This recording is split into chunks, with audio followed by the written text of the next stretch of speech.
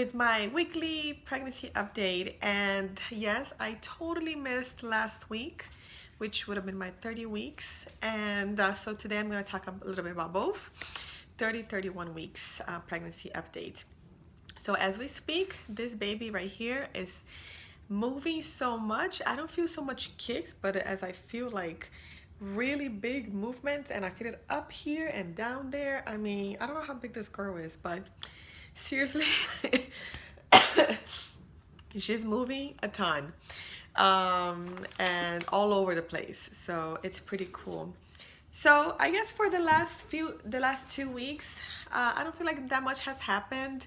Pretty much, I stopped teaching Zumba. I was teaching 3 times a week, and last week was my final week.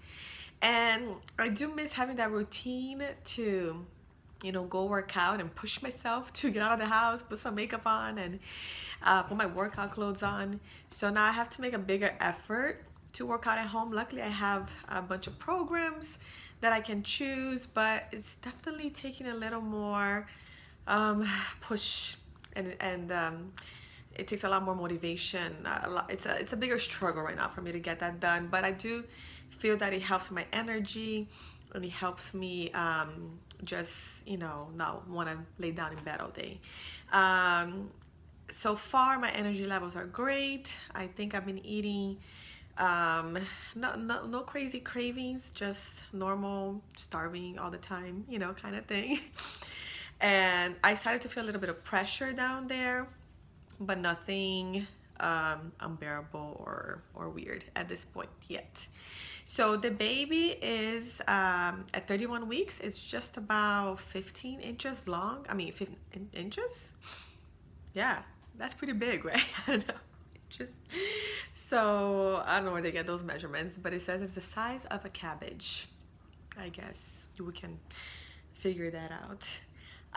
Just to give us an idea, and weighs just about 3 pounds. So I'm not sure where all the other pounds are going to, but the baby is not taking them all. One thing that I'm starting to wonder right now is that about the epidural. So I got the epidural for both of my kids. I have 2 boys before, and I had amazing labor experiences. I was able to rest. My second one came super fast. I got to the hospital at midnight. I had the epidural at 1, and he was born like 3-4 hours later. So it was amazing. I was able to nurse him right there. I felt like the epidural wore off pretty quickly. I could still feel my legs and move a little bit. So, but it took away that agonizing pain of contractions. So I don't know. I'm just wondering if this time, if I want to brave it out, try something new and just go epidural free, or if I want to do the same and just enjoy the process and be able to rest and then push and hold my baby.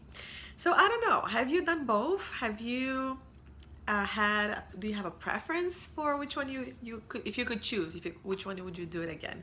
So let me know. I'm actually gonna start researching more about that and seeing what I think. Obviously my doctors say, why are you gonna feel pain if you don't have to? My husband's like, seriously, like, you love your labors, you love being in the hospital, the epidural is a bomb. So I mean, everybody's obviously leaning towards that. I am too, because that's what I know.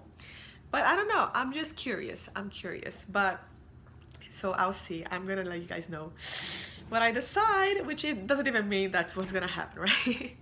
But so right now that I have a little more time, I'm starting to get things ready. We finally started organizing the toys here at the house and getting rid of all the tiny little toys that we have and separating the baby's toys. Also, I'm gonna start organizing her clothes. I have a ton of clothes and I'm gonna show you guys.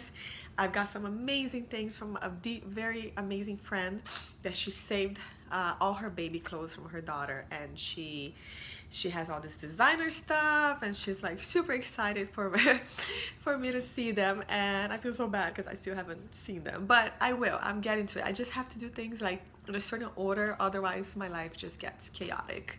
So I'm gonna be doing that soon, and I can't wait to show you guys all the stuff that I have already. I'm still missing pretty much everything, like all the big things. I mean, after 2 kids, everything else is pretty beat up. Car seats, strollers, high chairs, tub. So I want to get all that stuff new for her. And I think that's about it. The kids are excited, my kids. The older one obviously understands a little bit more, and he's, touches the belly and he talks to the baby.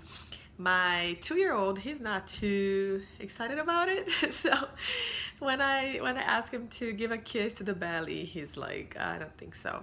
So, but he loves babies. So I'm hoping that when she comes, he's going to realize that it's a real baby, and he's gonna fall in love with her too. My due date is actually May 2nd, but both my kids were born 2 weeks early.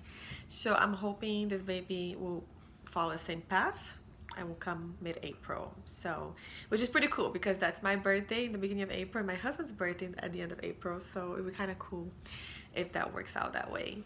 But that's pretty it. Mom is doing great. Baby's growing well. I actually now starting my appointments every 2 weeks, which I totally missed my appointment last week because mommy brain, I just forgot to write it down, put a reminder, and then, just totally slipped my mind.